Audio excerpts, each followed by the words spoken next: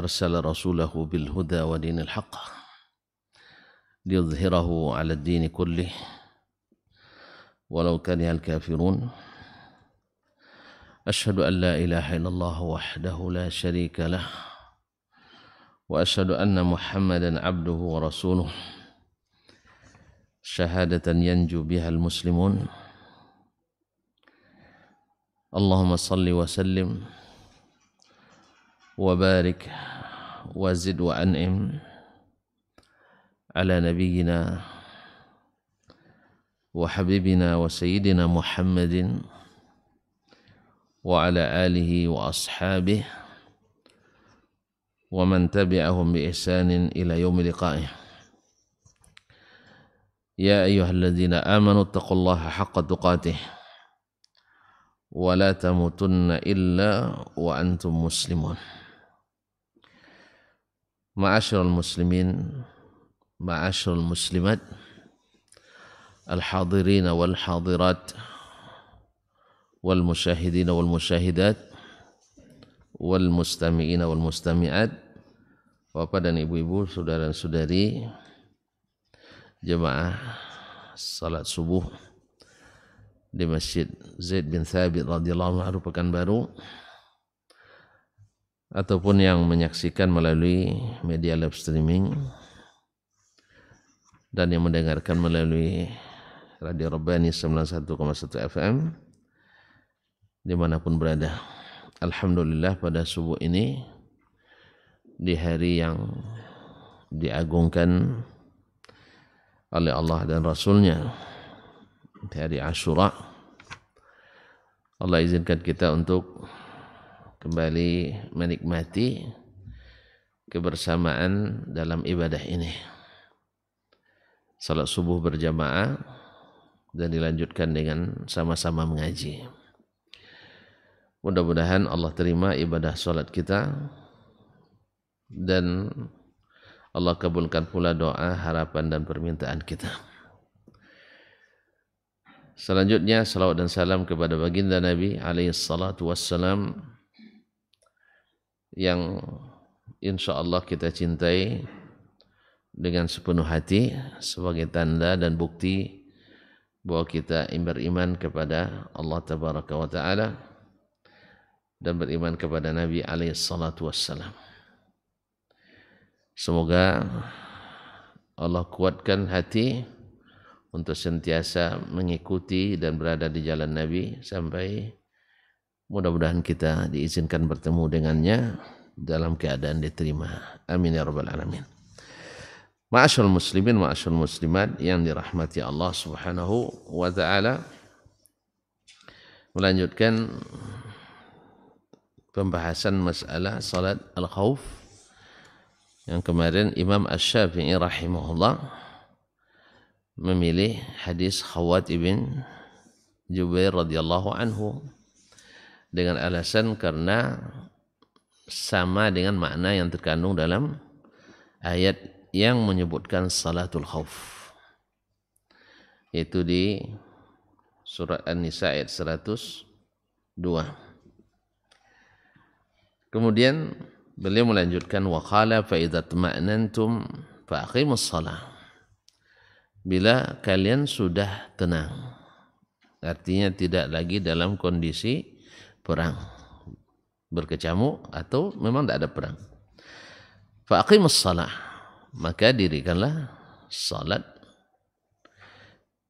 Inna salata kanat 'alal mu'minina kitaban mawquta, karena salat itu diwajibkan kepada orang-orang beriman dalam waktu yang ditentukan.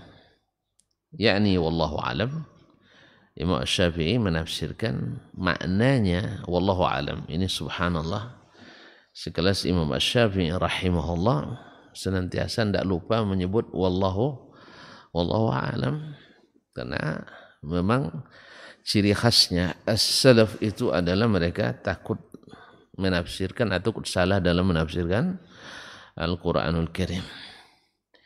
yakni wallahu alam fa aqimus salata kama kuntum tusalluna fi ghairil khauf. Makna fa idza ma'nantum, bila kalian sudah tenang, maka dirikanlah salat seperti kalian salat di kondisi tidak takut, atau bukan salat khauf, di salat biasa. Nah, apa munasabah dalil ini dimajukan oleh Imam Asy-Syafi'i rahimahullah? Beliau berkata, "Falamma farraqallahu baina as-salati fil khaufi wa fil amni." Tatkala Allah membedakan antara salat dalam kondisi takut dan salat dalam kondisi aman, hiyatatan li ahli dinihi, demi kehati-hatian bagi ahli agamanya, maksudnya orang-orang Islam, ayyanala minhum aduhum ghirrah, jangan sampai diserang tiba-tiba oleh musuh mereka. Jadi ketika Allah membedakan kondisi takut dengan kondisi tidak, untuk berjaga bagi ahli agama jangan sampai diserang tiba-tiba, karena dalam kondisi takut kan tidak aman, dan musuh menunggu-nunggu seperti disebutkan di ayat. Nah, dalam dalam ayat disebut waddal ladzina kafaru law taghfuluna an aslihatikum wa amti'atikum. Orang kafir mengintai-ngintai kalau kalian lalai dari bawa senjata atau dari menjaga harta benda kalian. Makanya Allah bedakan untuk menjaga kondisi itu.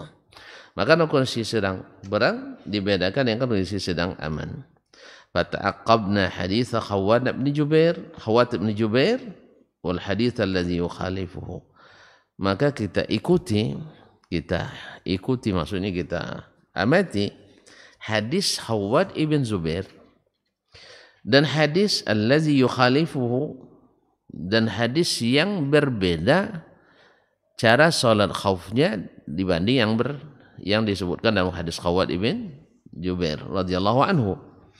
Fawajadna hadits Khawwat ibn Jubair radhiyallahu anhu, lalu kita dapatkan bahwa hadis Khawwat ibn Jubair radhiyallahu anhu aula bil hazmi fil hadar minhu, lebih utama, lebih dekat untuk bersungguh-sungguh menjaga kehati-hatian itu.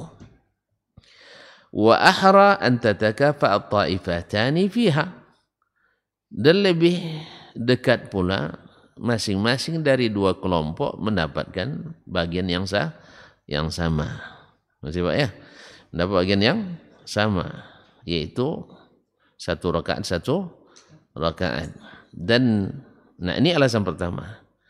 Yang pertama, lebih hati-hati sebab masing-masing kelompok ketika sholat ada yang berjaga-jaga. Sedangkan di hadis yang diriwayatkan oleh selain Khawwat ibn Jubair kemarin, maka mereka sama-sama dalam kondisi sholat. Yang salam baru imam. Nah, kalau dengan demikian, maka kalau yang berjaga-jaga misalnya sekelompok itu 100 orang, tentu lebih hati-hati dibanding yang berjaga hanya satu orang. Ini menurut Imam Syafi'i, karena Allah membedakan antara kondisi aman dengan kondisi tidak aman. Berarti tujuannya jelas, demi menjaga jangan sampai diserang tiba-tiba. Yang kedua, alasan beliau bahwasanya masing-masing dari dua kelompok sama-sama mendapatkan bagian yang adil, yaitu bersama imam, dalam hal ini Nabi alaihissalatu wassalam ataupun para amir setelahnya. Wadzalika, lalu beliau menjelaskan gimana ilustrasinya atau bentuknya. Wadzalika anna ta'ifata allati tusalli ma'al imami awwalan mahrusatun bi ta'ifatin fi ghairi salah.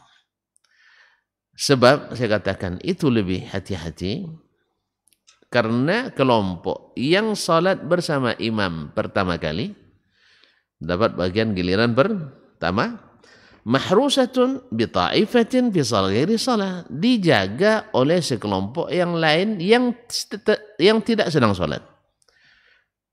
Berjaga-jaga sambil salat dengan berjaga-jaga tanpa salat, mana lebih hati-hati?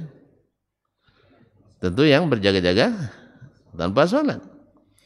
Istilahnya ibaratnya fokus, tidak nyambil. Tapi kalau sedang sholat kan nyambil.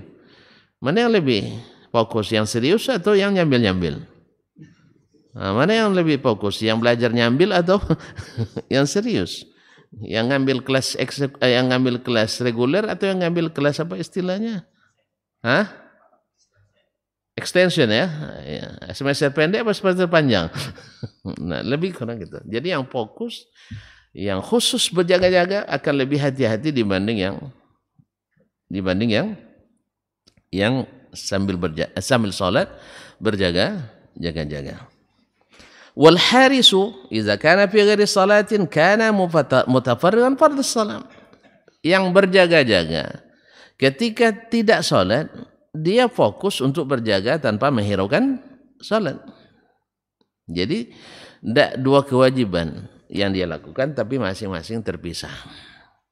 Ketika sholat, khusus sholatnya karena ada yang menjaga, dan ketika berjaga-jaga dia fokus berjaga-jaga karena orang lain sedang sholat.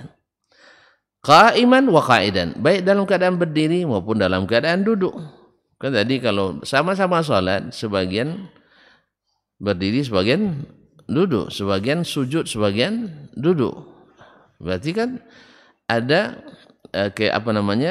tidak fokus. Wa munharifan yaminan wa shimalan. Nah, orang yang tidak sedang sholat bisa menghadap kiri, menghadap kanan. Kalau orang sedang sholat, paling-paling matanya boleh. Kalau menoleh ke boleh. Dan dalam kondisi tertentu menoleh dengan tanpa memalingkan badan itu dibolehkan. Tapi jangan mentang-mentang dibolehkan asal masuk sholat nengok kiri kanan, tidak. Ini misalnya dalam kondisi tertentu. Ada hal-hal yang misalnya kita sedang sholat, anak kita sedang bermain dalam tidak tahu kita jangan-jangan jatuh dan sebagainya, maka boleh melihat dan mengawasi. Apalagi dia sholat tapi tebing pula, dia tebing arai pula kan. Itu. Misalnya, tapi tidak boleh berpaling seperti ini, tidak boleh. Tapi kalau hanya melihat seperti ini boleh. Nah, atau kita sedang sholat, ada bunyi yang mencurigakan di pintu pas samping kanan sana kan. Sedang sholat biarin aja curi-curi lendah. Jadi ditengok gitu, itu dibolehkan. Sedangkan orang yang di luar sholat nak berputar 180 derajat, lihat ke atas ke bawah. Dalam sholat kan tidak boleh lihat ke atas. Nah, taib wahamilan in humila alaihi, dan boleh menyerang di saat dia diserang. Wa mutakalliman, dan boleh bercakap. Orang sedang sholat tidak boleh bercakap, tapi orang yang sedang tidak sholat berjaga-jaga boleh bercakap, memberikan peringatan. In khafa ajalatan min aduwih, bila takut dia ada serangan kilat dari musuh. Wa muqatilan in amkanathu fursa, dan boleh berperang ketika ada kesempatan. Ghaira mahulin bainahu wa baina hadha fi shalah, tanpa ada halangan seperti orang yang sedang sholat. Orang sholat tidak bisa. Nah, wa yukhaffiful imamu biman ma'ahu salata idza khafa hamlat al-adu bi kalamil haris, dan dengan peringatan yang diberikan oleh bagi kelompok yang berjaga-jaga, imam memendekkan sholat bersama orang yang sedang sholat. Misalnya musuh sudah bergerak, tentu imam jangan berlama-lama lagi. Musuh sudah bergerak. Jadi ada peringatan. Nah, orang yang sholat boleh mendengar orang yang tidak sholat? Ya boleh, bukan berarti khusyuk tidak mendengar sama sekali. Ya kalau artinya khusyuk itu harus tidak terdengar apa yang ada di sekeliling, itu payah jadi khusyuk kayak gitu. Kecuali disumbat telinga. Nah, ya, tapi kalau yang khusyuk yang maknanya adalah tunduk dan merendahkan diri di hadapan Allah, itu insya Allah bisa dilakukan. Tapi kalau seandainya tidak tahu apa yang terjadi, lewat motor yang suaranya masya Allah seperti helikopter, saya tidak dengar motor tadi, susah dipercaya. Nah, tidak dengar. Memang ada sebagian keadaan diriwayatkan dari sebagian ulama ahli-ahli ibadah, subhanallah, ya runtuh masjid dia nggak tahu. Ya, diriwayatkan seperti itu. Runtuh masjid dia enggak tahu. Itu tapi itu bukan syarat. Bukan syarat sebab Nabi kita alaihi salatu wassalam dia tahu apa yang terjadi di sekelilingnya. Bahkan beliau bisa melihat dari belakang.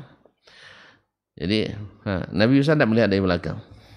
Fa inni arakum min wara'i. Saya bisa melihat kalian dari belakang. Walaupun ada tidak matanya di belakang? Tidak kan? Makanya keada kalau punya mata, kalau melihat berarti harus punya mata seperti ini juga keada batin. Karena sebagian orang mengingkari beberapa sifat Allah SWT dengan lawazim yang tidak lazim. Misalnya kalau Allah bercakap berarti harus punya mulut dan lidah. Berapa banyak barang bercakap sekarang tanpa mulut dan lidah. Ini kan bahasa-bahasa setu tuh. Bahasa setu tahu? Komua. Ya cara berpikir komua. Karena komua aja. Setu. Zaman bahela kata orang mana? Orang Sunda. Nah. Kaum muslimin dan muslimat dirahmati Allah SWT. Idza khafal alam la taladu bi kalamil haris. Imam memendekkan bacaan di saat ada peringatan dari yang berjaga. Tapi kalau orang yang sholat tidak bisa dia memberikan peringatan dalam sholatnya. Tidak bisa dia berperingatan. Maka oleh sebab itu alasan Imam Asy-Syafi'i rahimahullah memilih riwayat Khawwat ibn Jubair radhiyallahu taala anhu. Qal wa kana al-haqqu lit-ta'ifataini ma'an sawa'an. Ditambah lagi oleh beliau dan hak bagi kedua kelompok terbagi sama banyak. Fakanat at-ta'ifatani fi hadits Khawwat sawa'an. Maka dua golongan yang salat dalam hadis Khawwat sama. Tahrusu kullu wahidatin min at-ta'ifatin al-ukhra. Masing-masing dari dua kelompok menjaga saudaranya yang sedang salat.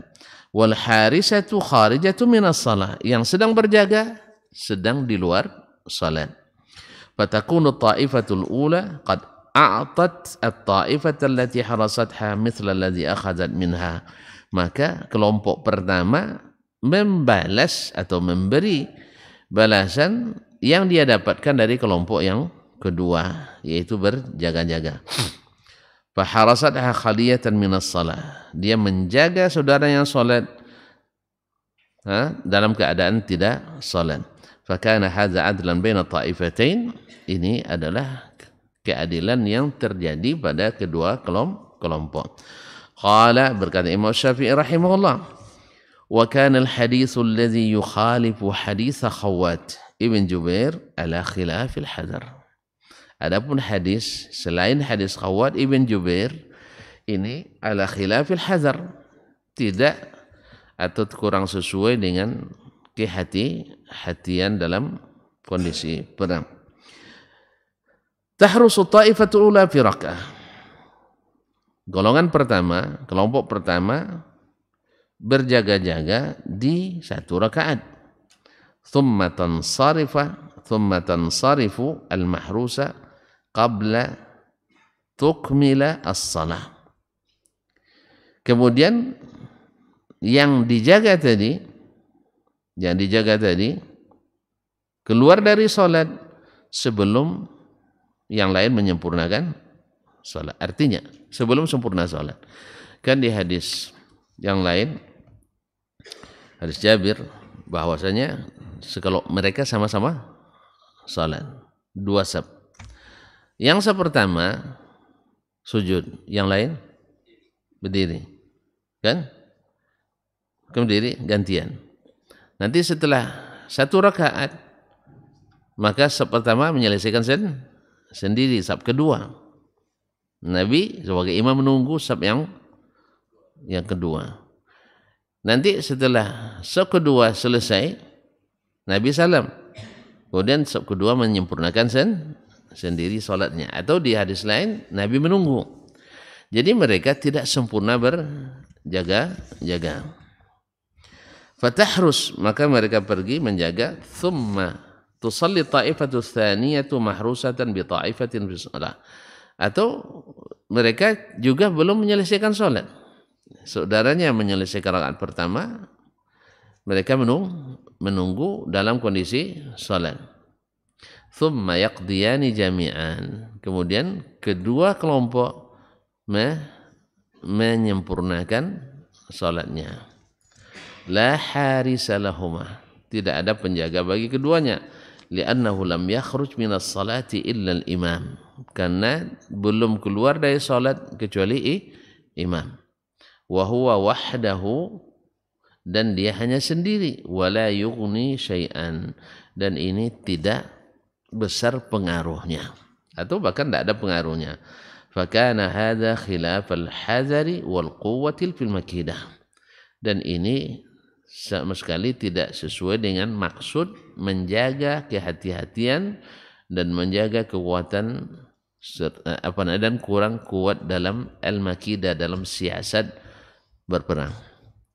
Waqad akhbarana Allah annahu farraqa baina salatil khawfi, dan Allah telah memberitahukan kepada kita bahwa ia membedakan baina salatil khawfi wa ghairiha, membedakan antara salat khauf dan selain salat khauf.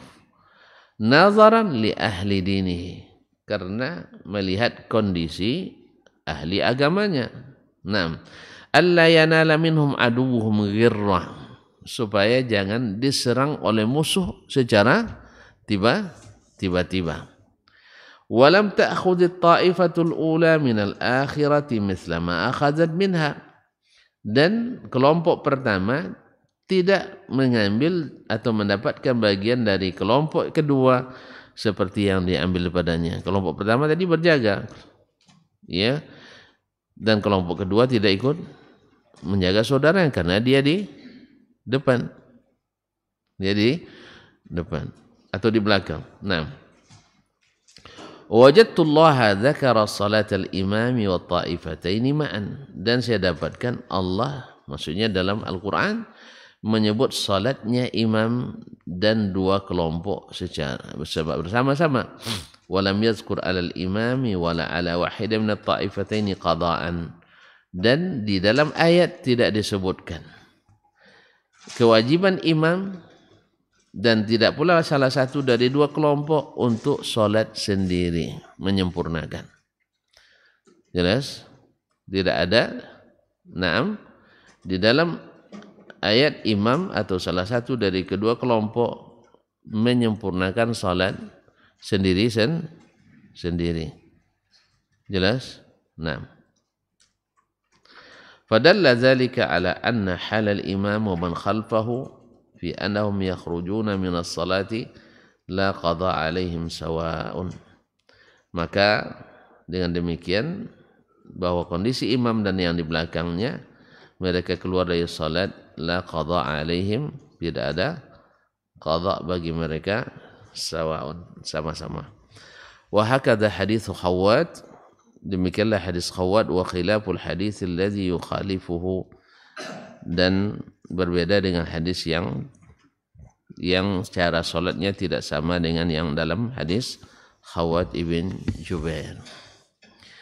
Qala Asy-Syafi'i, berkata Imam Asy-Syafi'i rahimahullah ta'ala, faqala, yang bertanya mengatakan, fahal lil hadits alladhi tarakta wajhun ghaira ma wasabta, apakah hadis yang engkau tinggalkan mengamalkannya, maksudnya dalam kondisi ini wajhun ghaira ma wasabta, ada kekuatan atau ada jalan lain untuk melaksanakan selain yang engkau sebutkan? Qultu na'am, saya katakan iya. Yahtamilu an yakuna lamma jaza an yusalla salatul khawfi ala khilafi salati wa ghairil khawf, jaza lahum an yusalluha kaifa ma tayassara lahum. Apabila na'am, kemungkinan ketika boleh dilakukan salat khauf, na'am, ala khilafis salati fi khairil khauf, berbeda dengan kondisi dengan salat yang dilakukan di kondisi bukan takut. Kalau boleh dilakukan salat dalam kondisi takut, berbeda dengan salat yang dilakukan dalam kondisi takut. Jazalahum ayyusalluha kaifama tayassar lahum. Kalau gitu boleh mereka melakukan salat khauf sesuai dengan yang mudah bagi mereka. Yang mudah bagi mereka. Wa biqadri halatihim wa halatil adu. Dan sesuai pula dengan kondisi mereka dan kondisi musuh. Idza akmalul adad, apabila mereka menyempurnakan jumlah, fakhtalafa salatuhum, sehingga berbeda cara salat mereka, wa kulluha mujziyatun anhum, dan semua yang diriwayatkan itu cara salatnya cukup dan sah mereka lakukan. Artinya Imam Syafi'i rahimahullah dalam bab ini tidak melihat atau tidak berpendapat bahwa cara-cara salat yang diriwayatkan dalam selain hadis Khawwat ibn Jubair seperti riwayat Abu Ayyash Az-Zuraqi dan juga riwayat Jabir bin Abdullah bukan ditinggalkan sama sekali. Dan berarti beliau melihat ini bukan ikhtilafut tadad. Ini bukan ikhtilaf yang sifatnya kontradiktif, tapi ini ikhtilaf yang sifatnya variatif. Artinya ikhtilafut tanawwu'. Artinya ini boleh dilakukan dalam kondisi lain yang cara ini boleh dilakukan. Tetapi beliau mengutamakan cara yang tersebut dalam hadis Khawwat ibn Jubair karena melihat makna dan maqasid yang terkandung di dalam ayat dan hadis itu sesuai dengan kondisi seseorang yang dalam keadaan berperang atau dalam keadaan takut. Berarti ini masuk dalam bab ikhtilafu at-tanawwu'. Ikhtilaf at-tanawwu' bukan ikhtilafu at-tadad. Wallahu taala alam. Baik. Sampai di sini ada pertanyaan? Alhamdulillah, tidak ada. Baguslah. Nah, berarti sudah jelas. Alhamdulillah. Berkata Imam Asy-Syafi'i rahimahullah, wajun akharu min al-ikhtilaf, yaitu bentuk lain dari ikhtilafu al-hadis. Artinya awalnya terlihat kontradiktif, tapi ternyata tidak kontradiktif, tapi hanya bersifat variatif. Nah, qala Asy-Syafi'i rahimahullah ta'ala, qala li qailun, berkata seseorang kepadaku, qad ikhtulifa fit tasyahhud, terjadi ikhtilaf dalam membaca tasyahhud. Tasyahhud itu yang dibaca ketika duduk pertama di rakaat 2 rakaat pertama, tasyahud awal. Kemudian ada tasyahud yang kedua, yaitu tasyahud akhir, at-tahiyat. Nah, kan ada tasyahud di dalamnya. Kenapa dia sebut dengan tasyahud? Karena ada syahadat di dalamnya. Karena ada tasyahadat, dan syahadat adalah rukun terpenting. Nah, maka disebut dengan kalimat yang ghalib di dalamnya itu tasyahud. Seperti salat. Kenapa disebut salat? Yang mana salat ada doa. Karena salat itu isinya doa. Isinya semuanya doa. Nah, mana kalau begitu? Mana yang lebih afdal? Salat dalam salat atau salat di luar salat? Tidak paham. Mana yang lebih afdal, salawat dari salat? Kan ada yang bilang salawat lebih afdal daripada salat. Jadi kalau dalam sidang, dalam majlis salawat, boleh meninggalkan salat. Sebab apa? Salawat itu rukun. Nah, oleh itu makanya karena dia rukun, maka lebih afdal salawatan daripada salatan. Kan lucu ini. Jadi mana yang lebih afdal? Mobil komplit, mesinnya, bodinya, sasisnya, kursinya, dan segala aksesoris sempurna. dengan mesin yang merupakan bagian terpenting dari mobil. Antum pilih yang mana? Ada yang pilih mesin aja lah. Karena dia tanpa mesin mobil enggak hidup. Ini orang yang seperti ini enggak pandai bawa enggak pandai bawa mobil, suka mengumpulkan barang rongsokan nampaknya. Jadi pemulung besi bekas barangkali. Ya Syekh, salat itu sempurna dari takbir sampai salam. Sedangkan salawat salah satu dari bagian salat itu sendiri. Memang tidak sah salat tanpa baca salawat. Tetapi bukan berarti salawat lebih afdal daripada salat. Nah, ini kadang orang untuk melegalkan berapa banyak majlis salawatan tidak menghiraukan waktu salat. Iya. Janganlah seperti itu kawan, untuk melegalkan sesuatu yang tidak legal hanya dengan mengatakan salawat itu utama. Betul, salawat itu bagus, tapi salat lebih utama, karena di dalamnya ada selain salawat ada yang lain-lainnya. Ini diantara fatwa yang masuk juga lucu menurut saya, yaitu salawatan lebih afdal daripada salat, sehingga banyak yang melanggar waktu salat. Pak lihat enggak? Sering kan? Ya, kalau saya dulu waktu 2 tahun di Jakarta, rumah kami dekat masjid. Dinding masjid, dinding rumah. Bukan rumah saya, ngontrak banyak salah paham pula. Sama kayu saat di Jakarta punya rumah, bukan ngontrak. Hah? Subhanallah. Jadi ada sebagian punya, ada pula ustadznya, datangnya selesai orang sholat isya semuanya, ya bubar. Beliau dengan jemaahnya baru datang. Waktu sholat isya enggak ada tadi. Waktu isya enggak berjamaah. Masya Allah, bawa batu, ya bawa batu itu baca salawat, kawannya salawat naria, salawat api.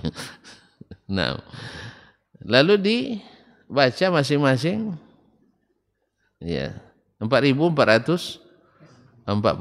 Saya tidak tahu juga rahasia 400. Karena kalau ditanya apa rahasianya, masuk dulu. Ya, kalau masuk baru bisa pecahkan rahasianya.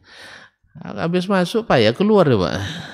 Masuk keluar, kalau ada biat kan payah kita keluar. Nah, sama dulu nenek-nenek cerita tentang masalah suluk kan. Bagaimana itu cara pemasahannya nih? Bau tak lain nak tentu dah masuk dah lunyongnya. Kalau tidak masuk tidak tahu dah nya. Ayah kalau masuk tidak sampai di dunia. Jalan tidak tentu. Jangan biar enggak tahu. Ya, itu cerita kami di Mekah waktu itu, nenek-nenek di kampung. Nah, kalau harus masuk dulu baru bisa nenek jelaskan, biarlah saya tidak mengerti tidak apa-apa. Nah, jadi hanya khurafat yang disebutkan. Awak sebenarnya ya nak tahu ada dalilnya atau tidak, pasti tidak ada dalil. Yang nama khurafat mana dalilnya? Ma'asyiral kiram yang dirahmati Allah SWT. Apa tadi Pak dia? Salawat. Enggak, yang terakhir tadi. Tasyahud. Nah, tasyahud itu lebih afdal, salawatan lebih afdal daripada salat. Nah, menjelang azan subuh, karena kalau di Jawa itu kan menjelang azan kan banyak pula apanya, macam-macam bacaan lah. Ada syair Abu Nawasnya, ada wirid ininya. Kalau ditanya itu sunnah enggak? Oh enggak, ulama yang karang. Tapi ulama karang lalu jadi sunnah. Berarti ada doa-doa yang belum diajarkan Nabi boleh dikarang oleh para ulama setelahnya. Allah musta'an. Jadi kaum muslimin semua menjelang subuh mereka bubar. Dan tidak ada pula terlihat wajahnya ketika salat subuh. Mungkin wallahu alam fatwa atau ini berdasarkan fatwa tadi bahwa baca selawat lebih afdal daripada salat. Mana dalil?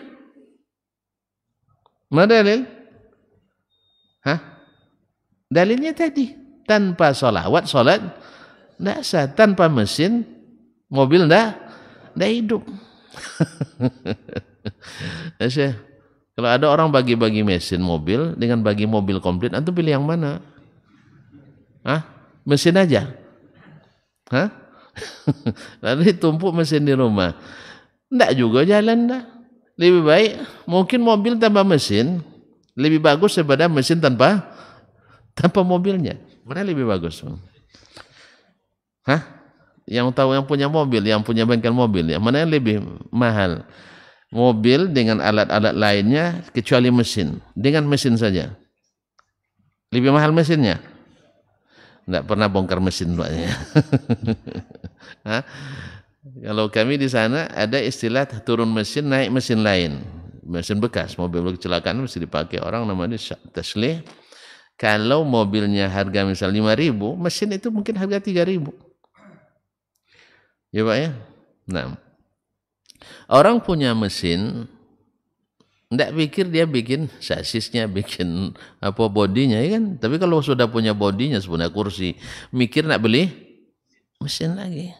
Makanya orang kalau sudah punya mesin, jarang dia mikir untuk beli bodi, sah? Makanya orang kalau sudah asik selawatan, tidak suka mikir salat. Tapi kalau orang sering salat, pasti mikir salawat. Iya enggak? Iya. Kalau udah punya mobilnya, tinggal mesin yang belum ada. Nabung enggak Bapak untuk beli mesinnya? Mikir enggak beli mesinnya? Kenapa mikir? Kan enggak jalan. Tapi kalau punya mesin saja, yang terpikir apa? Jual mesin atau beli bodi? Jual mesin. Makanya banyak yang terjual selawatannya gara-gara tak punya bodi. Makanya jangan selawatan didahulukan daripada salat. Nanti tuan-tuan tak mikir salat. Itu contohnya. Itu yang saya lihat ya. Mungkin di tempat lain lagi mungkin. Mungkin salat dulu baru salawatan. Tapi yang saya lihat itu, dan itu hampir tiap pekan. Kamis malam Jumat. Ya, Kamis malam Jumat. Jadi memang kalau suatu bid'ah dihidupkan, banyak sunnah yang mati. Seperti kata Imam Abdullah bin Abbas radhiyallahu taala anhu. Oleh sebab itu, mana yang tuan-tuan lebih rela? Bid'ah yang mati atau sunnah? Hah? Sunnah lebih hebat mati daripada bid'ah. Tergantung ahlinya. Kalau antum ahli bid'ah, pasti suka bid'ah yang hidup. Tengok aja lah Mas dia sampai di rumah nanti mana yang bagus ya, bid'ah hidup atau sunnah. Kalau orang yang cenderung hatinya ke sunnah, biarlah bid'ah itu mati. Karena sunnah itu lebih berharga dari bid'ah. Tapi ke sebagian enggak. Biarlah sunnah itu mati, yang penting kita hidupkan bid'ah. Nama gampang dibuat kartunya. Kartu ahli sunnah wal jamaah. Walaupun isinya bid'ah hasanah. Itu aja. Ya, antum akan dilihat, dibuktikan ahli sunnah suka memang hidupkan sunnah. Tapi kalau ahli sunnah lebih suka menghidupkan bid'ah, berarti antum ahli bid'ah hasanah, walaupun kartunya ahli sunnah wal jamaah sudah terbit. Kan makanya ada kartunya lebih duluan terbit daripada praktik. Nasallallahu alaihi wasallam. Baik. Jadi disebut tasyahud tadi karena bagian penting dalam doa itu adalah at-tasyahud. Makanya disebut dengan nama itu sebagaimana salat, karena salat itu banyak doa isinya, maka disebutlah dengan nama yang penting di dalamnya itu as-salah. Nah, para Ibnu Mas'udin an Nabi sallallahu alaihi wasallam, Ibnu Mas'ud, Abdullah bin Mas'ud radhiyallahu taala anhu, meriwayatkan dari Nabi alaihi salatu wasallam, an kana yu'allimu tasyahud kama yu'allimuhum surata minal Qur'an. Bahwa Nabi sallallahu alaihi wasallam mengajarkan kepada mereka at-tasyahud seperti mengajarkan surat Al-Qur'an. Berarti dia mengajarkan dengan talqin. Dengan talqin, ditalqinkan bacaannya oleh Nabi alaihi salatu wasallam. Kalau ditalqinkan seperti Al-Quran, berarti boleh salah atau tidak? Boleh salah atau tidak? Hah? Boleh dirubah-rubah? Berarti tidak. Nah, boleh ditambah? Nah, boleh tambah atau tidak? Iya. Satu aja, Sayyidina. Kan bagus tambahannya. Boleh enggak ditambah? Iya. Antum baca Quran misalnya, innallaha la yughayyiru ma biqaumin. Masa nama Allah disebut begitu aja? Nggak enak kan? Sama dengan panggil Waang ke abang kan? Kan enggak bagus kan? Panggil nama, misalnya abang kita namanya Edi. D, sopan enggak? Kan enggak sopan. Maaf Pak Edi. Nama Pak Edi. Memang nama beliau paling hafal kita. Sekarang Pak Edi kita panggil D, boleh enggak? Enggak sopan. Jadi itu yang dikiaskan oleh saudara-saudara kita sehingga Nabi tak boleh dipanggil dengan langsung saja. Makanya Allahumma salli ala Sayyidina Muhammad. Kalau enggak enak. Cuman masalahnya ketika nyebut nama Allah enteng-enteng aja. Iya kan? Allah mana yang lebih harus dihormati, Allah atau Nabi sallallahu alaihi wasallam? Harusnya juga bilang subhana sayyidina Allah. Harus enggak bagus. Ini bahasa Indonesia Pak, ini bahasa Arab. Nah, bahasa Arab. Jadi Allah harus lebih sebenarnya. Makanya setiap ayat nanti tambah innallaha wa malaikatahu yusalluna 'alan nabi. Harusnya juga ditambah innallaha subhanahu wa ta'ala wal malaika. Nanti ribet kita beragama nih kaum muslimin dan muslimat dirahmati Allah. Nabi ketika turun ayat innallaha wa malaikatahu yusalluna 'alan nabi ya ayyuhallazina amanu sallu alaihi wa sallimu taslima.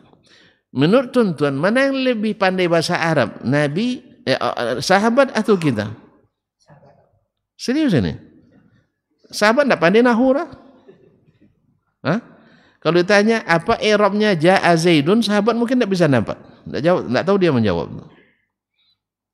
Iya, Pak? Ada sahabat belajar nahu? Berarti guru kita lebih hebat dari sahabat bahasa Arab. Jadi kaum muslimin muslimat, andainya mereka mau, mereka siap untuk ngarang salawat, sah? Nak salawat nariyah, munjiyah, syafiyah, munfarijah, nariyah dan sebagainya, badriyah, salawat badar. Enggak bisa sahabat ngarang? Bisa enggak? Saya tanya, ada enggak sahabat ngarang salawat? Sobat ada. Kalau sobat banyak. Lu sahabat enggak? Terus ulama-ulama memang enggak boleh ngarang-ngarang? Kalau boleh lah ulama ngarang, tentu sahabat lebih aula lebih utama untuk mengarang. Alhamdulillah kita enggak tahu ada mereka mengarang selawat. Maka ketika turun ayat itu mereka bertanya ke Nabi sallallahu alaihi wasallam. Kan tinggal masa selawat aja kalian nanya Nabi juga. Masa enggak pandai selawat, karang aja sendiri. Nah, enggak, sahabat nanya, ya Rasulullah, alimna kaifa nusallimu alaik. Kami sudah tahu bagaimana mengucapkan salam kepadamu. Assalamu alaika ya Rasulullah. Fa kaifa nusalli alaika. Lalu gimana caranya kami bersalawat kepadamu? Maka Nabi katakan, katakan, Allahumma salli ala Muhammad wa ala ali Muhammad kama sallaita ala Ibrahim wa ala ali Ibrahim innaka Hamidum Majid wa barik ala Muhammad wa ala ali Muhammad kama barakta ala Ibrahim wa ala ali Ibrahim innaka Hamidum Majid. Maka ijma' sahabat ulama bahwa salawat yang paling afdal itu adalah salawat al-Ibrahimiyah yang diajarkan langsung oleh Nabi alaihi salatu wassalam. Itu yang diajarkan oleh Nabi dibaca dalam salat. Maka kita mengatakan enggak enak masa Nabi pakai sebut nama saja. Allahumma salli ala Muhammad. Memang sahabat kalau gitu tidak beradab sama Nabi. Sebab mereka tidak menambah Sayyidina. Ini tidak benar. Kaum muslimin dan muslimat dirahmati Allah SWT. Kalau masalahnya ada Ya, tidak beradab. Allah lebih patut kita beradab kepadanya. Karena Allah lebih tinggi dan harus dihormati lebih daripada Nabi alaihi salatu wassalam. Maka sebagaimana kita lazimkan menyebut Sayyidina Muhammad, kita bilang pula Sayyidunallah. Tidak boleh. Kenapa tidak boleh? Innallaha huwa sayyid. Hadis sahih riwayat Imam At-Tirmizi. Allah lah yang sebenarnya sayyid. Dan doa dalam doanya di salat malam, di waktu sujudnya, dia menyebut, anta sayyidi. Engkau adalah sayyidku. Hah, gimana? Kalau alasannya, ana sayyidu waladi Adam, kan alasan orang yang menambahkan itu, saya adalah penghulunya Bani Adam. Sahih, lalu keterima, tidak ada betul itu. Tapi apakah dengan itu lo otomatis Nabi mengatakan kalau gitu kalian baca salawat mesti pakai Sayyidina? Tidak ada. Sahabat juga tidak memahami itu. Yang kedua, kalau memang itu alasannya, kita ambil pula hadis Allah adalah Sayyid. Berarti kita bilang asyhadu an la ilaha illa sayyidan Allah. Ya sebab antum bilang tidak sopan sebut nama. Kan bapak yang bilang tidak sopan sebut nama. Masa nama Allah disebut begitu aja? Masa nama Nabi tidak boleh disebut begitu saja? Mana yang lebih harus dihormati? Ini main sopan-sopanan ini. Main adab-adaban. Kepada siapa kita lebih harus beradab? Pada Allah. Antum nama Allah sembarang aja sebut. Ya Allah katanya. Kan itu kan. Ya Rahman, ya Rahim. Tapi nama Nabi tidak boleh disebut tanpa Sayyidina. Padahal dua-duanya sabit hadisnya. Bahwa Allah Sayyidul Khalq. Dan bahwa Nabi Muhammad Sayyidu waladi Adam. Nabi kita adalah penghulunya Bani Adam. Kalau Allah Sayyidul Khalq, adalah Sayyidnya seluruh makhluk. Mana yang lebih hebat? Sayyid waladi Adam atau Sayyid Al-Khalq? Tentu Sayyidnya Al-Khalq lebih daripada itu. Jadi masalahnya kalau main adab-adaban, Allah lebih patut kita beradab menyerunya. Tidak boleh sebut nama, jangan sebut nama Allah tanpa Sayyidina atau Rabbuna. Ya silakan Rabbuna wa Khaliqana dan sebagainya. Jadi masalahnya kaum muslimin muslimat, Nabi mengajarkan kepada kami at-tashahhuda kama yu'allimuna surat minal Quran, sebagaimana dia mengajarkan surat Al-Quran. Faqala fi mubtada'ahu thalatha kalimat, maka beliau memulai di awalnya 3 kalimat. At-tahiyyatu lillah. Naam. At-tahiyyatu lillah. Fa bi ayyi tashahhudi akhazta. Maka tasyahud yang mana yang engkau pegang? Ini menurut pertanyaan yang bertanya. Nanti Imam Syafi'i menjawab, ya besok saja lah ya. Ya besok saja jawabannya, cukup pertanyaan aja dulu. Nah, bagaimana jawabannya? Faqultu akhbarana Malik. Lihat ikhwan kaum muslimin dan muslimat dirahmati Allah. Imam Syafi'i selalu ngajar kita untuk menjawab dengan firman Allah dan sabda Rasulullah SAW. Itu artinya beliau menerima agama ini dengan dalil, bukan dengan dalih. Ya, beda kita mulai dengan pendapat dulu baru didukung dengan ayat. Kalau enggak, dia langsung ke Al-Quran dan hadis, nanti baru kalau ada pendapat di belakang. Wallahu musta'an. Kalau kita pendapat didahulukan, Al-Quran dan hadis sebagai pendukung. Kalau enggak sesuai, maka ditinggalkan. Allah musta'an. Baik, sampai di sini mudah-mudahan kita masih berjumpa kembali di pertemuan berikutnya. Wabillahi taufiq wal hidayah. Wa subhanakallahumma bihamdik asyhadu an la ilaha illa anta astaghfiruka wa atubu ilaik. Wassalamualaikum warahmatullahi wabarakatuh.